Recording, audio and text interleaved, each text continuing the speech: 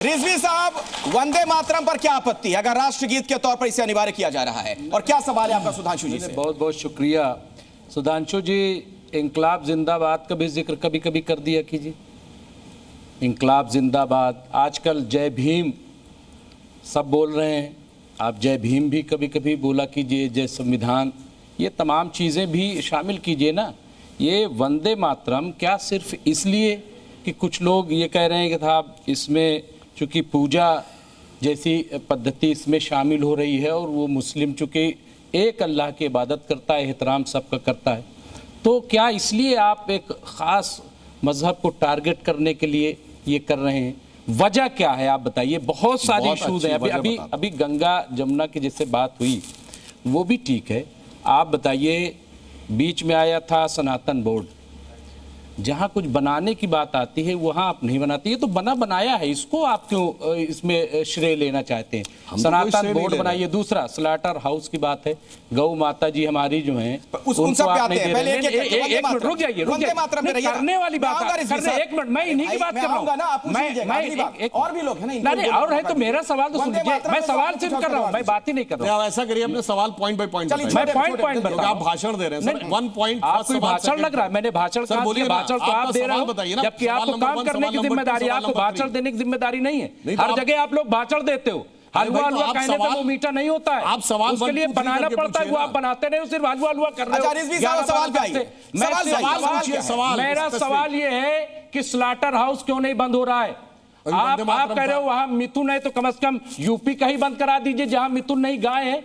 वंदे मातरम को लेकर क्या सवाल था? स्लाटर हाउस बंद कराएंगे? गौ माता जिस तरीके से कट रही हैं, क्या उनका ज़बीहा रोकेंगे आप? ठीक है, उसका जवाब दीजिएगा, लेकिन वंदे मातरम पर क्या सवाल था? रिजवी साहब, टू द पॉइंट बात करिए। सवाल मुझे लगता है कि आज ये मौलाना साहब, वंदे मातरम इनको क्यों अभी याद आया? जब ये अंग्रेजों के दौर में इनको याद नहीं आया, उस वक्त इनको फिक्र नहीं थी, और 300 लोगों ने एक फैसला लिया मिल करके, ठीक है, आजादी के बाद।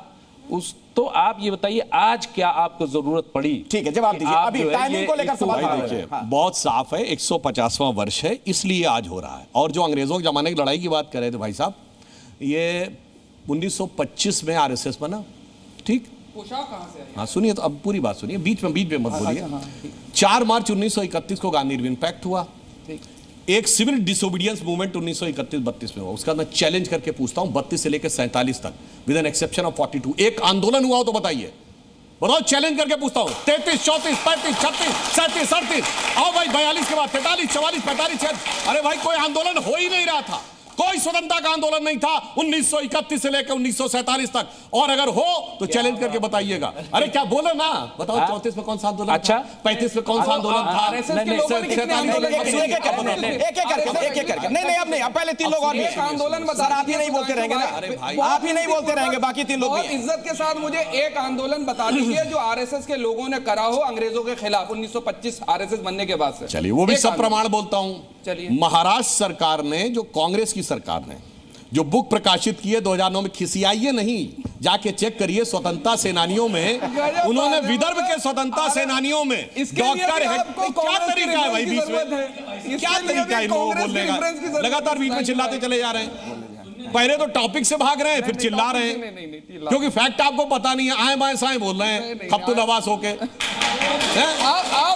अब मैं फैक्ट बोल रहा हूं, सुनो, कहो तो अभी उसकी फोटो भी दिखा देंगे। डॉक्टर हेडगेवार 1921 में जंगल सत्याग्रह में जेल गए और 1 साल के बाद बाहर आए, और उनके स्वागत में कौन अध्यक्ष था स्वागत का?